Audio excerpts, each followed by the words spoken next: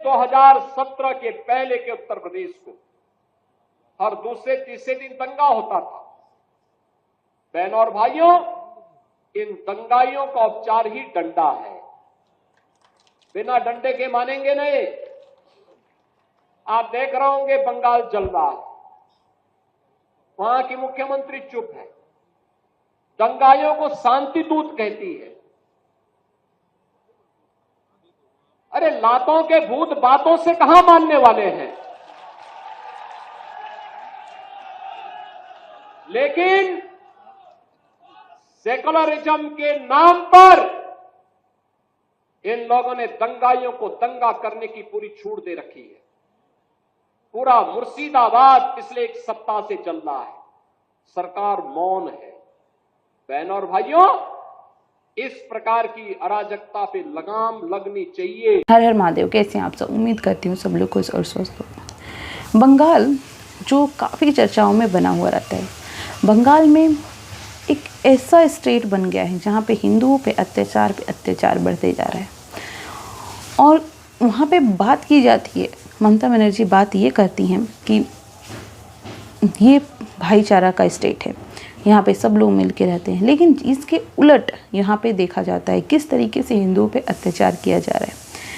इसका उदाहरण ये है कि आपको अपने वोट बैंक बटोरने के लिए मुस्लिम जनसंख्या को बढ़ाना है, कैसे बांग्लादेशी घुसपैठियों को बढ़ाना है ताकि आपका वोट बैंक बढ़े। इस पूरे घटना पे उनकी जो साथी पार्टी हो, कांग्रेस हो, एसपी हो, समाजवादी पार्टी हो, आरजेडी हो, ये तमाम पार्टियां मुंह पे उंगली लगाकर बैठी हुई हैं, क्योंकि उनको पता है कि वो अगर आवाज़ उठाएंगे तो उनके प्रेमी वोट, जो मुस्लिम वोट है, वो घट जाएंगे। इसीलिए चुपचाप बैठे हुए हैं। लेकिन केंद्र सरकार को बढ़ चढ़ करके आगे आना चाहिए। जिस तरीके से मुर्शिदाबाद में घटना हुई, ये एक घटना नहीं है, बंगाल में कई घटना है जो हिंदुओं पर अत्याचार करते हुए देखा जाता है। इसका ही उत्तर देते हुए योगी आदित्यनाथ ने बोला कि उपद्रवी जो भी ऐसी दंगा फसाद कर रहे हैं, उनको बातों से नहीं, वो लातों के भूत हैं। उनको जब तक आप उनको सही इलाज नहीं करेंगे तब तक वो ऐसा ही करते रहेंगे। ममता बनर्जी चुप हैं। उनका पूरी तरीके से ये बताता है कि किस तरीके से वहाँ पे तुष्टीकरण की राजनीति हो रही है, किस तरीके से हिंदुओं पर अत्याचार किया जा रहा है। इसके पीछे पूरी तरीके से वहाँ की सरकार है।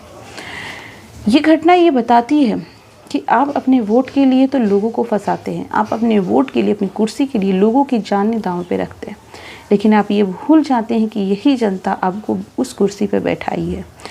तो बंगाल एक ऐसा राज्य बन चुका है जहाँ पे पूरी तरीके से मुस्लिम जनसंख्या हावी हुई है। इसका पीछे एक ही कारण है, वहाँ की सरकार।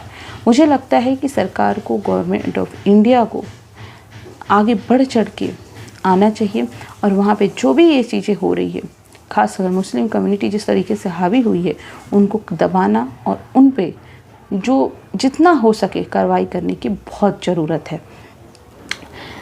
देखिए, ये घटनाएं होती रहती है क्योंकि जब जैसे चुनाव आते हैं वैसे वैसे नेता जो हैं वो अपने राजनीतिक फ़ायदे के लिए कुछ भी करवाते हैं। वहाँ पे जिसकी मृत्यु होती है उसका वो नाम भी नहीं जानते हैं, लेकिन उससे उनको लगता है कि फ़ायदा हो रहा है। इसीलिए जनता से आग्रह है कि आप खुद का ध्यान अपना ध्यान रखें। और मुझे लगता है कि बंगाल में जिस तरीके से मुस्लिम जनसंख्या बढ़ रही है, जिस तरीके से मुस्लिम घुसपैठियाँ बढ़ रहे हैं, उस पर अगर सरकार जल्द से जल्द एक्शन नहीं ली तो ये बहुत भारी पड़ सकता है। तो थैंक यू सो मच। अपना बहुत बहुत ध्यान रखें। आपका क्या ख्याल है, बंगाल में जिस तरीके से हिंदुओं पर अत्याचार बढ़ रहा है, क्या इस पर कार्रवाई नहीं होनी चाहिए और कब होनी चाहिए?